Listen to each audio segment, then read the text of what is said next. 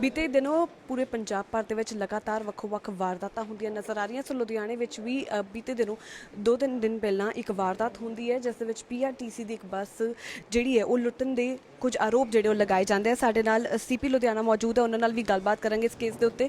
Sir, ਮੈਂ ਕਹਿ ਰਹੀ ਹਾਂ ਕਿ ਜਿਸ ਤਰੀਕੇ ਦੇ ਨਾਲ ਵਾਰਦਾਤਾਂ ਹੁੰਦੀਆਂ ਹੋਈਆਂ ਨਜ਼ਰ ਆ ਰਹੀਆਂ, ਸੋ 2-3 ਦਿਨ ਪਹਿਲਾਂ ਦੀ ਵੀ ਇੱਕ ਖਬਰ ਸੀ ਜਦੋਂ ਇੱਕ ਬੱਸ ਲੁੱਟ ਹੋਈ ਸੀਗੀ, ਉਸ केस ਦੇ ਉੱਤੇ ਕੀ इन्वेस्टिगेशन ਜਿਹੜੀ ਹੈ ਹੁਣ ਤੱਕ पहुँच पाई? देखो, इन्वेस्टिगेशन उस पर चल रही है। हमने जो लड़के हैं उनको पहचान कर लिया है जो उसमें शामिल थे। उनके वो डर, अभी इस समय डर के मारे वो भाग गए हैं और जल्दी हम उन लोगों को राउंड अप करके और पूरी चीज़ हम पता करेंगे कि क्या एग्जैक्ट हुआ था। पर जितनी चीज़ जो वहाँ पे मौके पे पता चली थी उसमें पता चला कि ये 3 शख्स थे, इसमें से एक एक्टिवा और 2 मोटरसाइकिल पे थे जो वहाँ पे गए और इनकी वहाँ पे कुछ गाली गलौज शुरू हुई जो कंडक्टर था, और उसके बाद कुछ इन्होंने कोशिश करी उसको नीचे उतारने की, और जब वो कामयाब नहीं हुए तो बस आगे चली गई। उसके बाद जो है बस वालों ने कुछ एजिटेशन किया। सो इससे ज़्यादा अभी तक हमारे पास और कोई घटनाक्रम ध्यान में नहीं आया। मेरे ऑफिसर्स थे, जॉइंट CP और ADCP, वो दोनों मौके पे गए थे। उन्होंने वहाँ पे बहुत क्लोजली वहाँ पे लोग जो मौजूद थे उनसे पूछताछ करी है,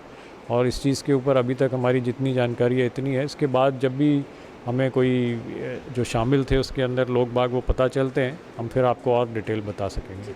ਅੱਜ ਦੀ ਸਰ ਜਿਹੜੀ ਕਾਨਫਰੰਸ ਹੈ ਉਸ ਦੇ ਵਿੱਚ ਹਥਿਆਰ ਜਿਹੜੇ ਨੇ ਉਹ ਫੜੇ ਗਏ ਨੇ, ਕਿਤਨਾ ਕਿਤੇ ਲਗਾਤਾਰ ਇਹੋ ਜਿਹੀਆਂ ਚੀਜ਼ਾਂ ਜਿਹੜੀਆਂ ਉਹ ਸਾਹਮਣੇ ਆ ਰਹੀਆਂ ਵਾ। देखो, डेफिनेटली कुछ दिनों से जो है यहाँ पे हथियार जो पकड़े भी गए हैं, हमारी तरफ से भी पकड़े गए हैं, और कुछ जगह पे जो है हमें ये भी पता चला था कि उनकी वर्तों भी हुई है इन दी क्राइम।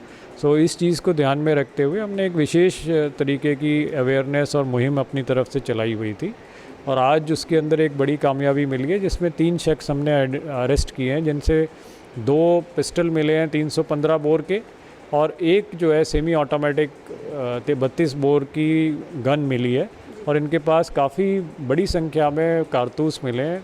तो एक ये मतलब बड़ा गैंग जो बना हुआ था उसको हमने आज अनकवर किया है, और इनके साथ ही ये पता चला है कि NDPS का भी काम करते थे। इनसे 25 ग्राम हेरोइन बरामद हुई।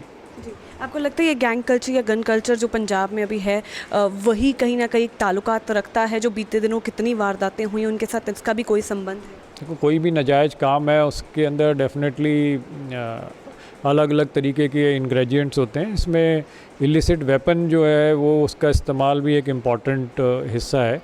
तो जो इलिसिट वेपन है मोस्टली वो क्रिमिनल्स के हाथ में ही होते हैं।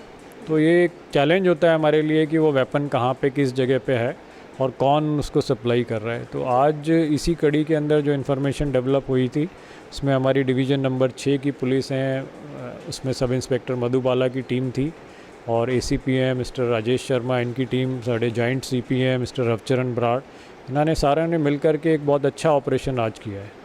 ਕੀ ਲੱਗਦਾ ਸਰ ਕਿਹੜੇ ਇਲਾਕਿਆਂ ਤੋਂ ਇਹ ਹਥਿਆਰ ਜਿਹੜੇ ਨੇ ਉਹ ਖਰੀਦਦੇ ਨੇ ਆਰੋਪੀ?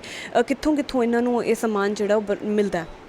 देखो, इस बारे में इस पर्टिकुलर केस के बारे में हाले ਜਿਹੜੀ है वो अपनी पुछगिछ साड़ी चल रही है। इन्हां नाल ਜਿਹੜੇ ਤਿੰਨੇ ਹੀ ਆਰੋਪੀ ਹੈ ਉਹਨਾਂ ਦੀ ਪੁੱਛਗਿੱਛ ਹਾਲੇ डिटेल ਵਿੱਚ ਹੋਣੀ ਹੈ। उसके बाद ਅਸੀਂ ਖੁਲਾਸਾ ਕਰ ਸਕਾਂਗੇ ਕਿ ਇਹਨਾਂ ਵੱਲੋਂ ਕਿੱਥੋਂ ਪ੍ਰੋਕਿਉਰਮੈਂਟ ਕੀਤੀ ਗਈ।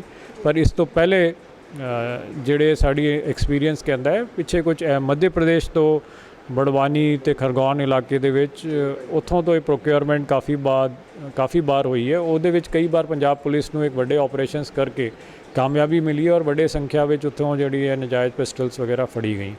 ਇਸ ਤੋਂ ਇਲਾਵਾ ਕੁਛ ਇੱਕ ਅਸਲਾ ਜਿਹੜਾ ਹੈ ਉਹ ਦਿੱਲੀ UP ਇਧਰਲੀ ਸਾਈਡ ਤੋਂ ਵੀ ਟ੍ਰਾਂਜ਼ਿਟ ਹੁੰਦਾ ਹੈ। ਘੱਲੂਘਾਰਾ ਦਿਵਸ ਆ ਰਿਹਾ, ਉਸ ਦਿਨ ਲੈ ਕੇ ਕੀ ਇੰਤਜ਼ਾਮ ਜਿਹੜੇ ਆ ਉਹ ਲੁਧਿਆਣਾ ਪੁਲਿਸ ਵੱਲੋਂ ਸਪੈਸ਼ਲੀ ਕੀਤੇ ਜਾ ਰਹੇ ਆ? ਬਿਕੋਜ਼ ਕੁਝ ਸਮੇਂ ਪਹਿਲਾਂ ਜਿਹੜਾ ਕੁਝ ਸਾਲਾਂ ਪਹਿਲਾਂ ਵੀ ਅਜਿਹਾ ਕੁਝ 2 ਆਮੋ ਸਾਹਮਣੇ ਪਾਰਟੀਆਂ ਦੇ ਵਿੱਚ ਟਕਰਾਰ ਹੋਇਆ ਸੀਗਾ ਕਿ ਐਤਕੀ ਪੂਰਾ ਹੈ ਕਿ ਇੰਤਜ਼ਾਮ ਜਿਹੜੇ ਪੁਖਤਾ ਕੀਤੇ ਗਏ ਨੇ?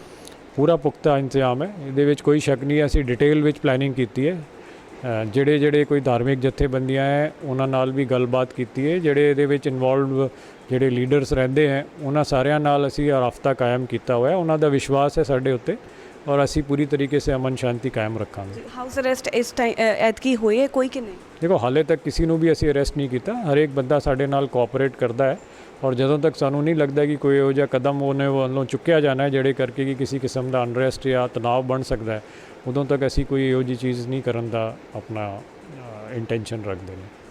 ਧੰਨਵਾਦ। ਸੋ ਇਸ ਸਨ ਸਾਡੇ ਨਾਲ ਸੀਪੀ ਲੁਧਿਆਣਾ ਜਿਨ੍ਹਾਂ ਨੇ ਅੱਜ ਦੱਸਿਆ ਕਿ ਹੋ ਰਹੀਆਂ ਸ਼ਹਿਰ ਦੇ ਵਿੱਚ ਵਾਰਦਾਤਾਂ ਜਿਹੜੀਆਂ ਉਸ ਦਾ ਅੰਜਾਮ ਕਿਤੇ ਨਾ ਕਿਤੇ ਤਾਲੁਕਾਤ ਜਿਹੜਾ ਹੈ ਉਹ ਗੈਂਗ ਜਿਹੜੀਆਂ ਪੰਜਾਬ ਦੇ ਵਿੱਚ ਪਣਕਦੀਆਂ ਹੋਈ ਨਜ਼ਰ ਆਉਂਦੀਆਂ। ਸੋ ਕਿਤੇ ਨਾ ਕਿਤੇ ਉਹਨਾਂ ਦਾ ਇਸ ਦੇ ਨਾਲ ਤਾਲੁਕਾਤ ਜ਼ਰੂਰ ਹੋ ਸਕਦਾ ਹੈ ਅਤੇ ਗਨ ਕਲਚਰ ਜੋ ਪੰਜਾਬ ਦੇ ਵਿੱਚ ਪੰਜਾਬ ਦੇ ਖੂਨ ਦੇ ਵਿੱਚ ਰਚ ਚੁੱਕਾ ਹੋਇਆ ਉਹਨੂੰ ਕਿਤੇ ਨਾ ਕਿਤੇ ਲਗਾਮ ਪਾਉਣ ਦੀ ਵੀ ਬਹੁਤ ਜਲਦ ਜ਼ਰੂਰਤ ਹੈ। ਕੈਮਰਾਮੈਨ ਰੋਹਿਤ ਦੇ ਨਾਲ ਮੈਂ ਸ਼ਿਫਾਲੀ, ਦੈਨਿਕ ਸਵੇਰਾ ਟੀਵੀ ਲੁਧਿਆਣਾ।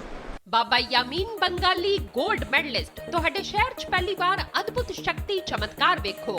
ਦੇਸ਼ ਵਿਦੇਸ਼ 'ਚ ਬੈਠੇ ਸਾਨੂੰ WhatsApp ਤੇ ਵੀ ਕਾਲ ਕਰ ਸਕਦੇ ਨੇ। ਘਰ ਬੈਠੇ 11 ਮਿੰਟਾਂ 'ਚ 101% ਦੀ ਗਾਰੰਟੀ ਨਾਲ ਸਮਾਧਾਨ। ਵਸ਼ੀਕਰਨ ਅਤੇ ਮੁਠਕਰਨੀ ਦੇ ਮਾਹਿਰ ਸਭ ਤੋਂ ਪਹਿਲਾਂ ਕੰਮ ਕਰਨ ਦਾ ਵਾਅਦਾ।